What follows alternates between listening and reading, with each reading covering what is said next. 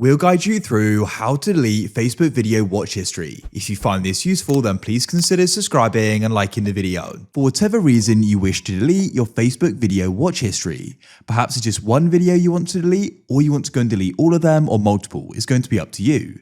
So perhaps you watch something you don't want to be saved there. So to go and get started with this, you need to head to the bottom right of Facebook. There you'll go and find the menu button.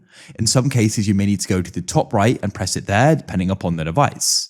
Next, you need to go to the top right and you'll go and find the gear or cog icon to go and open up the settings.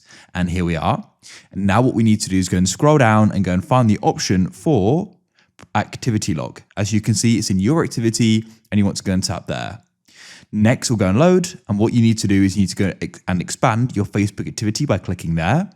Now you can scroll down and find posts and you can press manage posts. In here, go and wait for it to load. You can go to the top left and press filters, and you want to go and press categories at the bottom, and you want to go and press videos you've watched. Now you can go and see them here. To delete one, you can press the three dots to the right, and you can then go and press on delete at the bottom, and then going to be deleted.